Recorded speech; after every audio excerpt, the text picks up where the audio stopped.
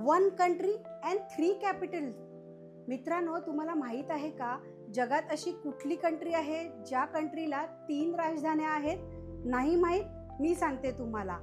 South Africa या कंट्रीला 3 राजधान्या आहेत.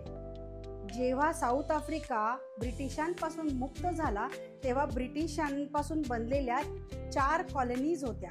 त्या कॉलनीज होत्या केप कॉलनी, जी आताची आहे केप टाउन, नाताल कॉलनी, जी आहे डर्बन, त्याच्यानंतर ट्रान्सवाल कॉलनी, जी आहे प्रिटोरिया, आणि ऑरेंज रिव्हर कॉलनी, जी आहे ब्लूम फॉन्टेन.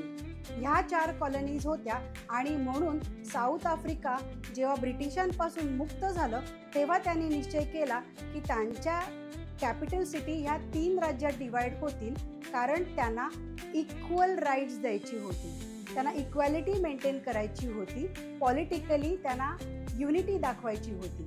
म्हणूनच त्यांनी 3 राज्यातून कारभार सांभाळला. सो मित्रांनो, 3 कॅपिटल सिटी कुठल्या? प्रिटोरिया.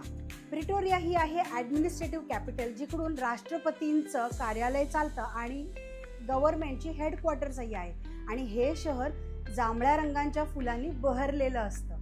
दुसरी सिटी आहे केप टाउन. ती आहे लेजिस्लेटिव्ह कॅपिटल, म्हणजेच पार्लमेंट चालतं, आणि केप टाउन हे फेमस आहे टेबल माउंटनसाठी. थर्ड सिटी आहे ब्लू फॉन्टेन. ही सिटी आहे न्यायालयासाठी, म्हणजेच सुप्रीम कोर्ट ऑफ अपील, आणि हे शहर गुलाबांनी बहरलेलं असतं. सो मित्रांनो, आज तुम्हाला ही इन्फॉर्मेशन मिळाली की साऊथ आफ्रिका ह्या कंट्रीला 3 कॅपिटल्स आहेत. तुम्ही सुद्धा लक्षात ठेवा आणि साऊथ आफ्रिका व्हिजिट नक्की करा. साऊथ आफ्रिका हे बिग 5 साठी फेमस आहे. ते बिग 5 कुठले? लायन, लेपर्ड, एलिफंट, रायनोसॉर्स आणि बफेलोज.